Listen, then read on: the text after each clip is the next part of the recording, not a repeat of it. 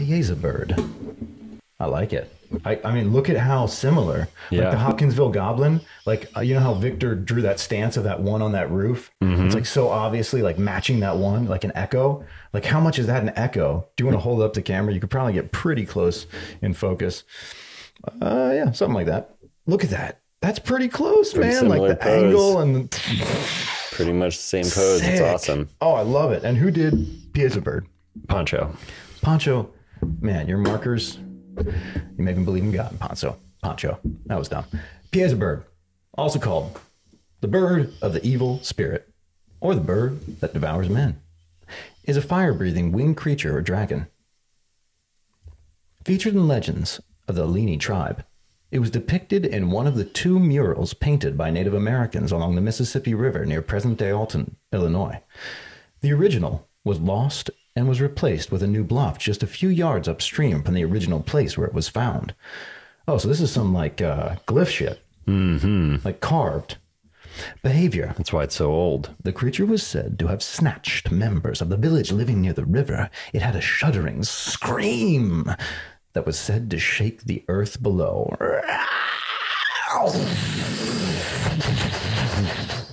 Even though it's not likely that anyone would miss it, it's very sneaky and mischievous. When you hear the scream of the beast, you're dead. You're dead. Even though it had one weakness. It was very hard to take this beast down. It was, wasn't it? You tell me. Couldn't let it make a noise. It took years and blood spilled just to find out what its weakness was.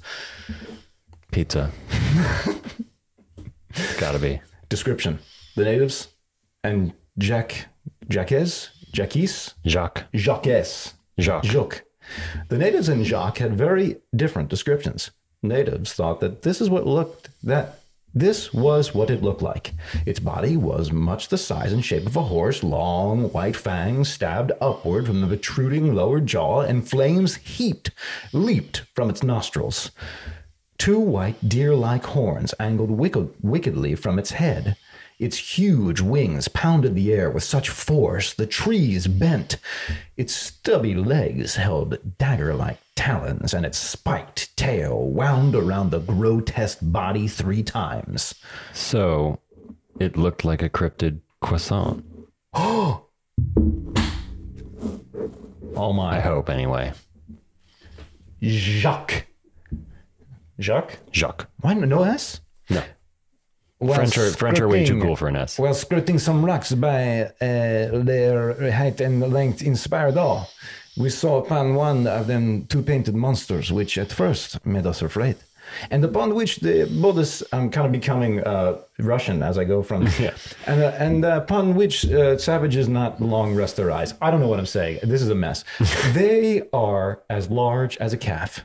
They have horns on their heads, like those of a deer, a horrible look, red eyes, a beard like a tiger's, a face somewhat like a man's, a body covered with scales, and so long a tail that it winds all around the body, passing above the head and going back between the legs, ending in a fish's tail.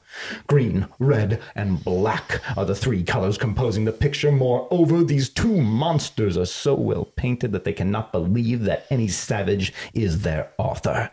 For good painters in France would not find difficult to reach that place conveniently to paint them. That's definitely Russian. Yeah, it is. Damn. Lay? Do French people say lay? Yeah, French people say lay. I don't have that right now. I don't know. Le mural of PIASA bird just go right to Russian, was created on a limestone rock, causing it to regularly require restoration in order to keep the image clear. I feel like to do French, you gotta like... Mon chéri, petit. You have to act like you are thinking about what you want to say. Like the mural of PIASA bird was created by a limestone rock, causing it to regularly require restoration in order to make the image clear. You know. No, that's good. Keep going. You got it. Oh, well, I don't have my glasses He's member on. member of the tribe. Past the painting, they would shoot an arrow. You see, it's like you don't give a shit about what you're saying. As a salute to Chief Ortega. Mine's not as good. I think I gotta practice. I gotta think of like Pepe Le Pew, like Mon Chéri. The image was eventually also seen by Robert de La Salle, along with many other French explorers at the time. Oh, I like your French. I like how you do this. In the French. early 19th century, William Dunn constructed the first sketch of the painting, labeling it the Flying Dragon. Le Flying Dragon. Yeah. Later accounts included lithograph by Jean Caspar Wild and drawing by Swiss artist Rudolf Frederick Kuss. Still, yours is better. Who described the painting as a colossal eagle. The legend! The village was a secure and happy place. Chief of the Illini was Oatago. Watago.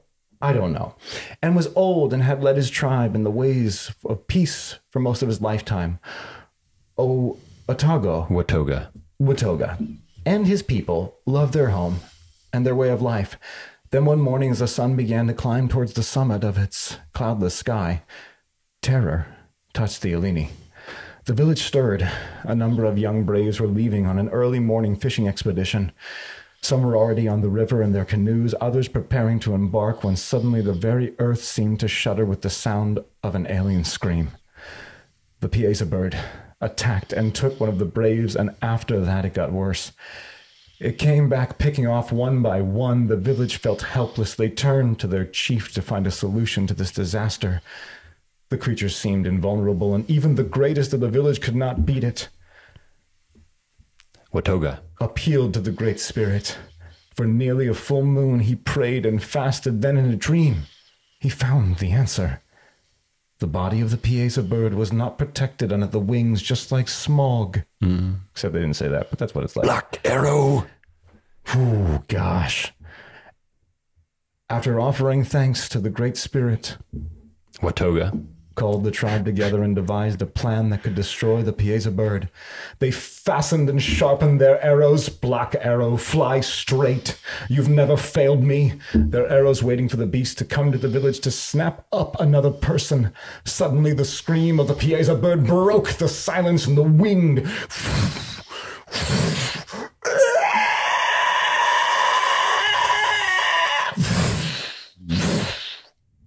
monster swept into view. Immediately it sighted Watoga, and with what seemed a shriek of delight, it pounced. As it did, Watoga fell to the ground and grasped the strong roots that grew there. The pain of the talons sinking into his flesh inspired him to grip the roots even more tightly. As the PIASA bird raised its great wings in an effort to carry off its victim, the 6 braves stepped from their hiding place and shot 6 poisoned arrows into the unprotected place beneath the beast's wings.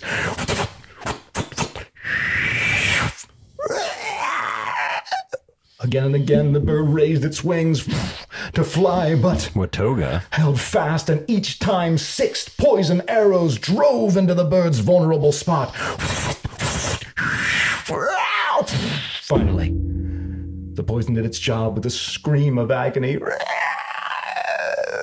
The PIASA bird released its hold on Watoga and plunged down the bluff to disappear forever in the swift waters of the great river. Carefully, tenderly, the braves carried Watoga to his teepee, where in time he was nursed back to health. Then a great celebration was held in the camp of the Illini. The next day, Terahion Owaka mixed paints, and carrying them to the bluff, painted a picture of the PIASA bird in tribute to the victory of Watoga and the Illini. Every time an Indian passed the painting, he shot an arrow in salute to the bravery of Watoga and the deliverance of the PIASA bird. How are you able to say Terahinowaka, but you won't say Watoga? You didn't even have a problem with Terahinowaka.